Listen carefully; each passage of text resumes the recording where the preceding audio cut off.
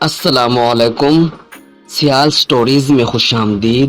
آج ہم میرے ہم نشین ناول کی قسط نمبر 17 پڑھیں گے۔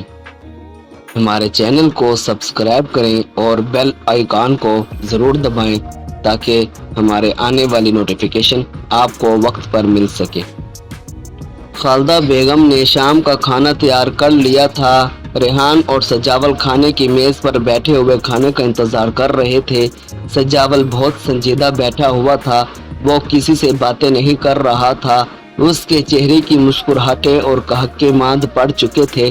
ایک وقت تھا جب وہ بہت شرارتیں کرتا تھا، جہاں بھی جاتا اس کے قہقہوں کی آوازیں ہر جگہ گونجتی رہتی تھیں۔ اس نے اپنے بچپن کا زیادہ تر حصہ خالدہ بیگم کے گھر گزارا تھا۔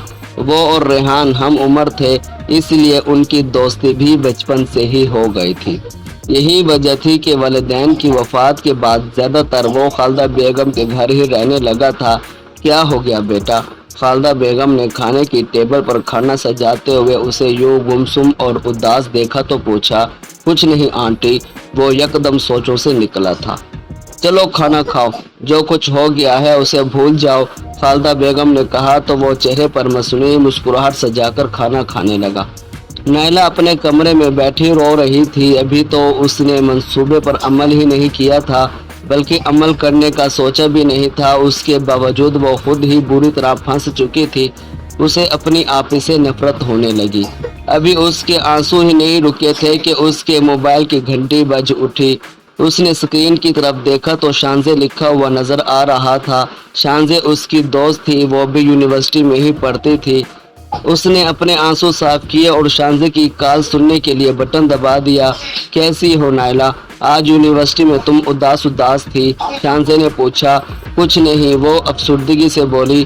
اس کا بات کرنے کو دل تو نہیں کر رہا تھا، مگر دوست تھی اس لیے نہ چاہتے ہوئے بھی بات کر رہی تھی۔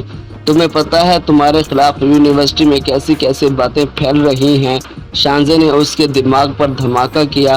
وہ جو پہلے رو رہی تھی اب رونا بھول چکی تھی۔ ایک جھٹکے سے اٹھی اور بمشکل بولی، باتیں؟ کون سی باتیں؟ وہ پریشان ہو گئی۔ یہی کہ تم سجاول پر مر مٹی ہو، تم نے جان بوجھ کر سجاول کے ساتھ ایسا کیا ہے، شانزے بول رہی تھی۔ اف میرے مالک! اس کی آنکھوں سے دوبارہ آنسو گرنے لگے۔ اس نے جلدی سے موبائل آف کر دیا۔ شانزے کے ساتھ مزید بات کرنے کی سکت اس میں نہیں رہی تھی۔ اس کے بارے میں یونیورسٹی میں کیا کیا باتیں ہو رہی تھی وہ جانتی بھی نہیں تھی۔ ایک جیسے انجانے میں کی گئی دو خطاؤں نے اسے پل بھر میں ہی دوسروں کی نظروں میں گرا دیا تھا۔ اس کا کردار پاک تھا، مگر لوگ اس کے کردار پر کیچڑ اچھالنے میں لگے ہوئے تھے۔ وہ بے داغ تھی، مگر زمانہ اسے داغدار کر رہا تھا۔ وہ سوچ رہی تھی کہ وہ صبح یونیورسٹی میں باقی فیلوز کے ساتھ نظریں کیسے ملا پائے گی۔ رات گہری ہو چکی تھی، مگر ایک خوف اور ڈر کی وجہ سے نیند اس کی آنکھوں سے بہت دور تھی۔ آنسو رخساروں پر بہتے چلے گئے۔ صبح وہ ایک نہ کیے گئے گناہ کی سزا بھگتنے کے لیے منتظر تھی۔